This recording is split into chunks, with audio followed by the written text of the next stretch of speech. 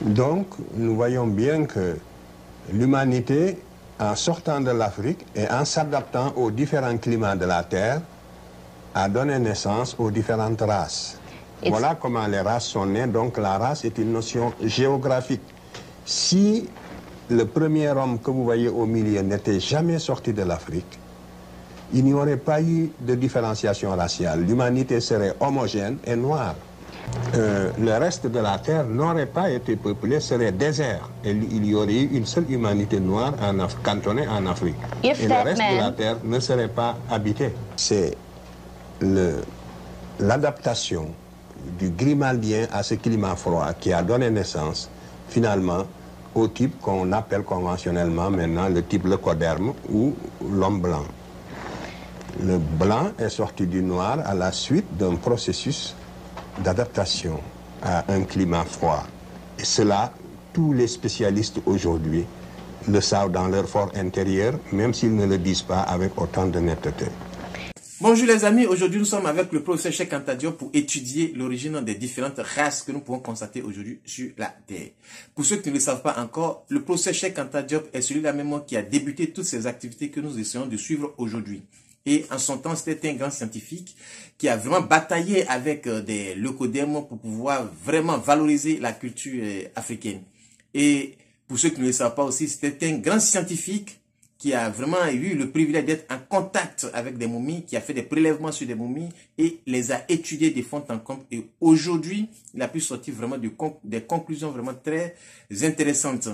Donc, pour ceux qui ne le savent pas encore, le process Cheikh Anta Diop est celui-là même qui a débuté tout ce que nous sommes en train de faire aujourd'hui. Et il va nous détailler dans cette vidéo où la première race est née et comment est-ce que les autres races sont apparues un peu plus tard. Donc, vous comprendrez que quand nous disons que ceux qui ont construit les grands édifices de l'Égypte antique, ce sont des Africains. Pour certains, c'était qu'on appelle des choses qui n'étaient pas vraies. Parce que ceux qui y vivent aujourd'hui sont de race leucoderme. Donc, ils pensent que ce sont ces leucodermes qui ont construit ces grands édifices. Donc, suivant le professeur Cheikh Anta Diop.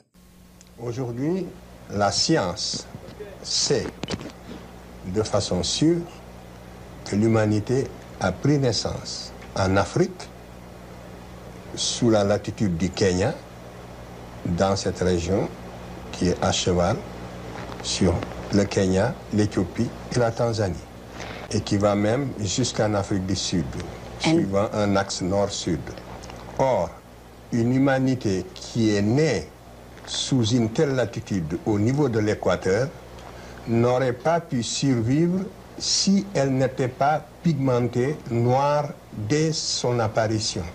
La nature ne crée rien au hasard et elle a protégé l'humanité qui est née sous l'équateur en Afrique par un écran de mélanine. C'est ce qui fait que les premiers hommes étaient nécessairement noirs tant qu'ils n'étaient pas encore sortis de l'Afrique.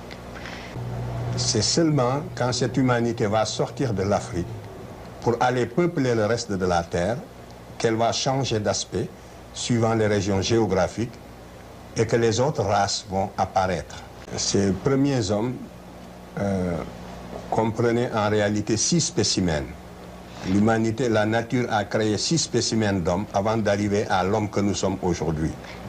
Les 3 premiers spécimens, je n'ai pas besoin de les nommer, n'ont pas atteint, dans l'état actuel de la recherche scientifique, un potentiel d'expansion leur permettant de sortir de l'Afrique. Donc, ils n'ont jamais été hors d'Afrique, dans l'état actuel des recherches. Les 3 autres sont sortis de l'Afrique. Le 4e et le 5e ont disparu. Il ne reste que le 6e qui est l'homme que nous sommes. Le 5e, le 5e, c'est celui-là que j'ai projeté ici. Vous le voyez. Cet homme ressemble beaucoup à l'homme actuel, mais il n'est pas encore arrivé au stade de l'homme actuel. C'est le 5e? C'est le 5e. Mais il n'était pas encore très différencié. Si vous le regardez, vous verrez que la différence qui le sépare de l'homme que nous sommes, c'est qu'il n'a pas de front.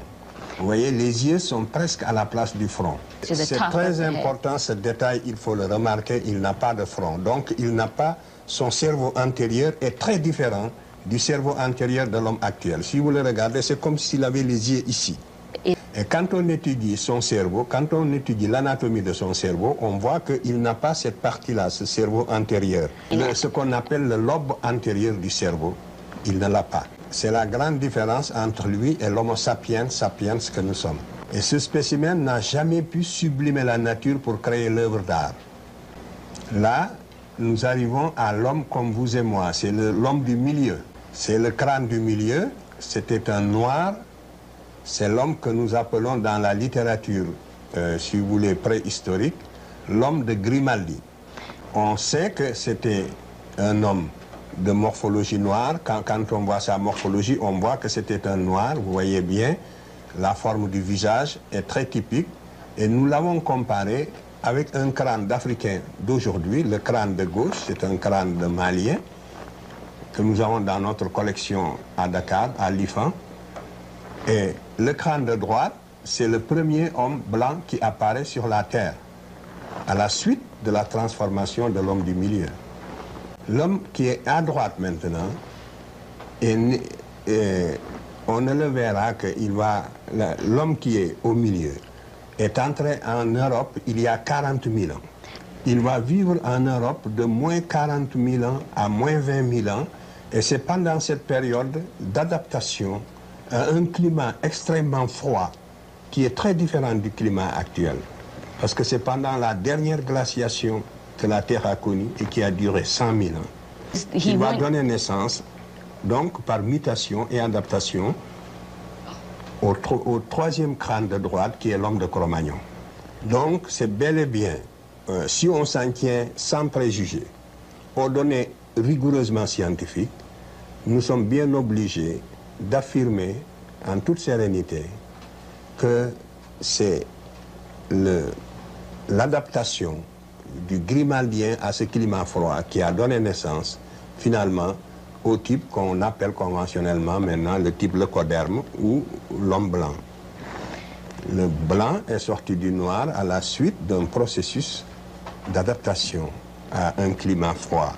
Et cela, tous les spécialistes aujourd'hui le savent dans leur fort intérieur, même s'ils ne le disent pas avec autant de netteté. Donc, nous voyons bien que l'humanité, en sortant de l'Afrique et en s'adaptant aux différents climats de la Terre, a donné naissance aux différentes races. Voilà comment les races sont nées. Donc la race est une notion géographique. Si le premier homme que vous voyez au milieu n'était jamais sorti de l'Afrique, il n'y aurait pas eu de différenciation raciale. L'humanité serait homogène et noire. Le reste de la Terre n'aurait pas été peuplé, serait désert. Et il y aurait eu une seule humanité noire cantonnée en Afrique. Et le reste de la Terre ne serait pas habité. Donc, voilà, vous voyez donc que j'ai répondu à la question que vous m'avez posée en demandant où se situe le noir dans l'évolution de l'espèce humaine. Je vous réponds qu'en toute rigueur scientifique, le premier homme de la Terre était un noir qui va se différencier pour donner naissance aux autres races. Voilà la conclusion à cette première question.